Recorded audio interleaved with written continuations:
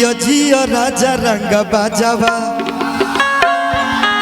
अरे सही करते रह राजावा अरे जिलावा में गर्दा कबारत रह तू अरे कवनो उठाई ना आवाजावा अरे हमनी के चिन्ह चुनाव रही फलिया अरे भैया के जानते बड़े बिगाड़ दी है हुलिया अरे जिला हमें अब की सलेक्शन होई अरे जिला हमें अब की कलेक्शन होई भाई हो अरे जिला में अब की कलेक्शन होई रंगदारी के अब की इलेक्शन होई रंगदारी के अब की इलेक्शन होई अरे जियो जियो राजा रंग बाजावा मुखिया जी के तरफ से भैया के तरफ से ढेर सारा पुरस्कार बा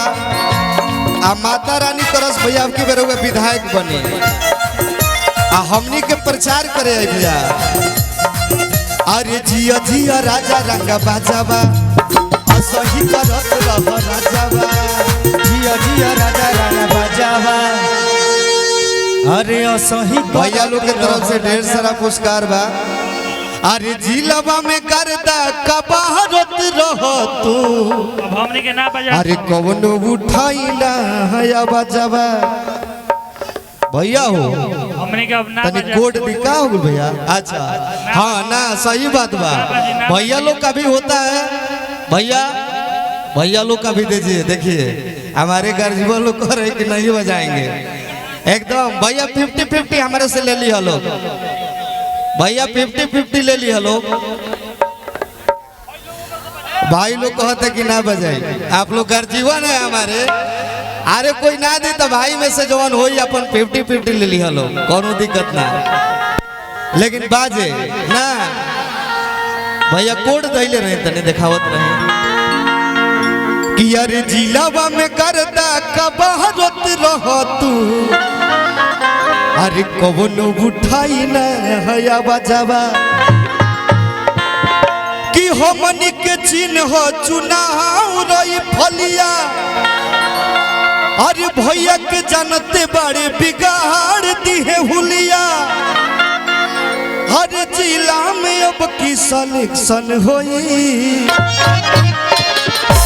कि अरे जिला में अब की कलेक्शन होई मनीष पासवान भैया की तरफ से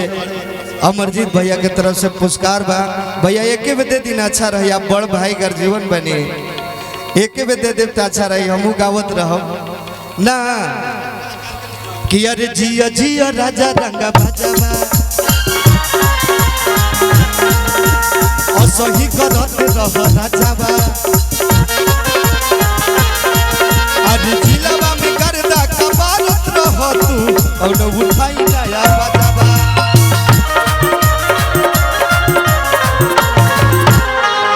जिया जिया राजा रंगा बाजावा असही करत रह राजावा अरे जिलावा में गर्दा कबारत रह तू कोनो उठाई नया बजावा